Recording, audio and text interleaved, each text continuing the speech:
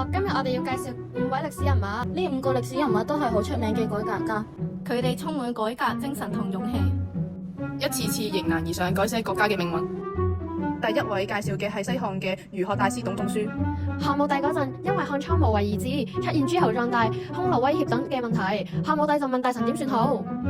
呢個時候，董仲舒提出獨尊儒術，用儒家思想治理國家，例如建立太學，學習詩、書、禮、易、春秋，大家都學習仁義忠孝、積極入世等嘅思想。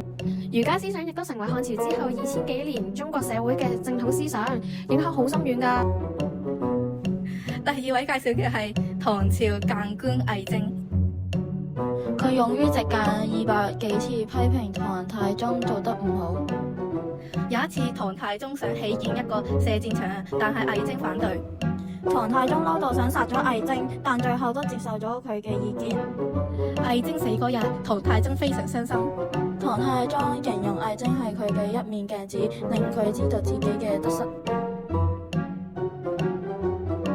第三位出場嘅係宋朝嘅參知政事范仲淹。佢細個生活艱苦，仍然寒窗苦讀。佢曾經帶領百姓起堤壩，有參與過西北戰爭，能文能武㗎。喺宋仁宗嘅時候，范仲淹推行慶曆新政，改革國家。不過新政惹來不少保守官員反對，最終失敗告終。范仲淹被貶官後登上岳陽樓，望着洞庭湖水，感慨萬千，寫下《岳陽樓記》。先天下之憂而憂，後天下之樂而樂。佢以天下為己任，成為後世典範。第4位出場嘅係明朝嘅內閣首輔張居正。年少嘅張居正聰明過人，經常被老師讚賞。後來張居正擔任明朝嘅內閣首輔，為皇帝出謀獻策。佢平日好認真批閱奏章，仲勁到寫咗本《帝鑑圖說》，用故事教小皇帝歷史。佢發明考成法，每個官員有3本帳簿，要準時完成工作。又實施一條鞭法，百姓用銀錢繳納賦稅。雖然張居正嚴苛到令皇上好嬲，但張居正死嘅時候，萬曆皇帝非常傷心。最後一位出場嘅係清朝嘅欽差大臣林則徐。年少嘅林則徐喺書房挑燈夜讀，佢又曾經指揮民工修築黃河堤岸。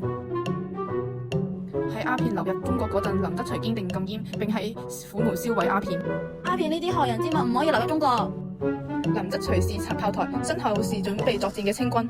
只可惜林則徐後來被貶官，佢去咗西域荒漠。年老嘅林則徐仍然手持奏摺，憂國憂民。